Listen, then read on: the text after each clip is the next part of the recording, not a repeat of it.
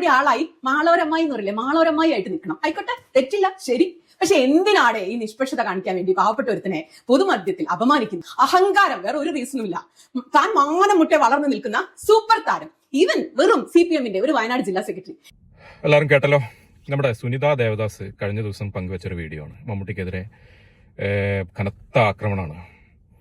മമ്മൂട്ടിയെ ഒരു നിലക്കും വെറുതെ വിടില്ല എന്നൊക്കെ പറഞ്ഞിട്ടുള്ള വീഡിയോകളാണ് പിന്നീട് നമ്മൾ കണ്ടതും കേട്ടതൊക്കെ.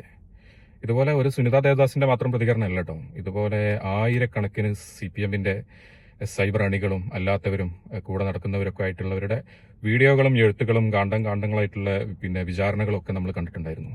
ഒക്കെ വേണ്ടത് തന്നെയാണ്. സുനിതയുടെ വീഡിയോയുടെ തുടക്കത്തിൽ പറഞ്ഞ അഭിപ്രായത്തിനോടൊക്കെ യോജിക്കുന്ന ആൾ കൂടിയാണ് ഞാൻ. രാഷ്ട്രീയക്കാരെക്കാൾ മുകളിലല്ല സിനിമാ താരങ്ങൾ ഈ നാടിന് വേണ്ടി പ്രത്യേകിച്ചൊന്നും ചെയ്തിട്ടൊന്നുമില്ല. വെറും താരങ്ങളായിട്ട് വിണ്ണിൽ നടക്കുക മാത്രമേ അവർ ചെയ്തിട്ടുള്ളൂ. നിലത്തിറങ്ങി പണിയെടുത്തതൊക്കെ രാഷ്ട്രീയക്കാരാണ്. ഈ നാടിന്റെ വികസനങ്ങളും പ്രതിസന്ധികൾ നേരത്തെ കൈത്താങ്ങായതൊക്കെ രാഷ്ട്രീയക്കാരാണ്.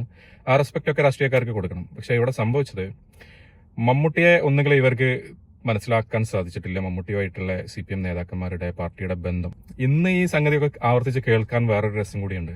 ഇന്ന് മുഖ്യമന്ത്രി പിണറായി വിജയൻ മമ്മൂട്ടിയോട് ക്ഷമ ചോദിക്കുന്നുണ്ട്. റഫീഖിൽ നിന്ന് മമ്മൂട്ടിക്ക് നേരിട്ട് എന്തെങ്കിലും പ്രയാസങ്ങൾ ഉണ്ടായിട്ടുണ്ടെങ്കിൽ, അല്ലെങ്കിൽ മമ്മൂട്ടിയെ മനസ്സിലാക്കുന്നതിൽ വല്ല പ്രശ്നങ്ങളൊക്കെ പറ്റിയിട്ടുണ്ടെങ്കിൽ അതിനൊക്കെ ക്ഷമ ചോദിക്കുന്നുണ്ട് ഇവരുടെ പിണറായി വിജയൻ.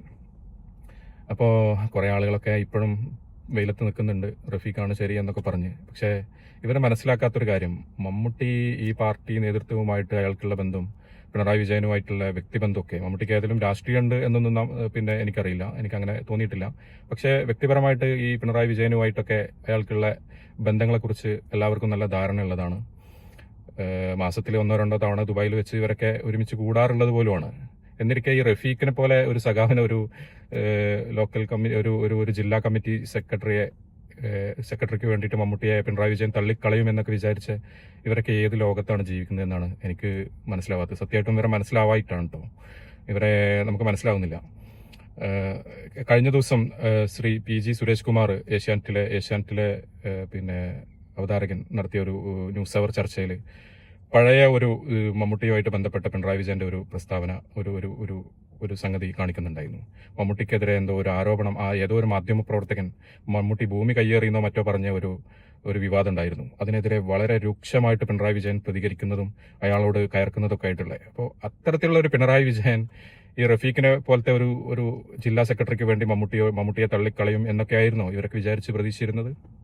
എന്നാൽ ആ പ്രതീക്ഷകളൊക്കെ വെറും അസ്ഥാനത്താണ്. ഇവർക്കൊക്കെ മഹാനടൻ കഴിഞ്ഞിട്ടേ ഉള്ളൂ, പ്രിയപ്പെട്ട സഹാക്കന്മാരെ, ഈ പറയുന്ന റഫീഖും നിങ്ങളൊക്കെ. അപ്പോൾ ഇത്തരം സംഗതികളൊക്കെ വീഡിയോകളായിട്ടും എഴുത്തുകളുമായിട്ടൊക്കെ ഇറക്കുമ്പോൾ പിന്നാലെ ഇവർ നടത്തുന്ന വിശദീകരണത്തിൽ നിങ്ങൾ തേഞ്ഞു പോകാതിരിക്കാനും ശൂന്യാകാശത്തേക്ക് ഉയർന്നു പോകാതിരിക്കാനും ഒക്കെയുള്ള ജാഗ്രതകൾ മുൻകൂട്ടി കരുതണം എന്ന് ഞാൻ ഉണർത്തുകയാണ്. സുനിതയുടെ വീഡിയോ ബാക്കി കൂടെ കാണാനുണ്ട്, നല്ല രസമുണ്ട് ഇന്ന് കണ്ടിരിക്കാൻ.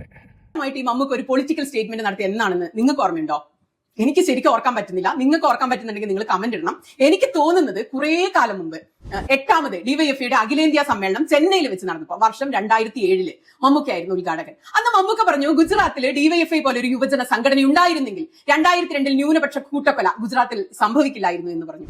നല്ലൊരു പൊളിറ്റിക്കൽ സ്റ്റേറ്റ്മെന്റ് ആയിരുന്നു. എന്റെ അഭിപ്രായത്തില് മമ്മൂട്ടി ജീവിതത്തിൽ നടത്തിയ ഏറ്റവും മികച്ച പൊളിറ്റിക്കൽ സ്റ്റേറ്റ്മെന്റ് കഴിഞ്ഞ ദിവസം മുണ്ടക്കൈ ചുരൽമല പ്രദേശത്ത് വീടുകൾ സന്ദർശിച്ച്, ഇത് കേരളത്തിന്റെ സാമൂഹിക മൂലധനമാണ്, സോഷ്യൽ ക്യാപിറ്റൽ എന്നാണ് അദ്ദേഹം ഉപയോഗിച്ച വാക്ക്. പിണറായി വിജയന്റെ 10 വർഷത്തെ ഭരണത്തില് കലുഷിതമായ സാമൂഹിക അന്തരീക്ഷത്തില് ജനങ്ങൾക്ക് മുമ്പിൽ വെക്കാൻ പറ്റിയ ഏറ്റവും മനോഹരമായിട്ടുള്ള ഒരു രാഷ്ട്രീയ സ്റ്റേറ്റ്മെന്റാണ് മമ്മൂട്ടി അന്ന് അവിടെ നടത്തിയത്.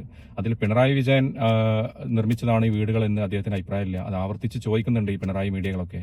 അപ്പൊ ആ ഒരു അഭിപ്രായം അദ്ദേഹത്തിൽ നിന്ന് കിട്ടിയില്ല എന്നുള്ളതാണ് ഇവരെ ചൊടിപ്പിച്ചത്, അല്ലാതെ റഫീഖിനെ അപമാനിച്ചതൊന്നുമല്ല.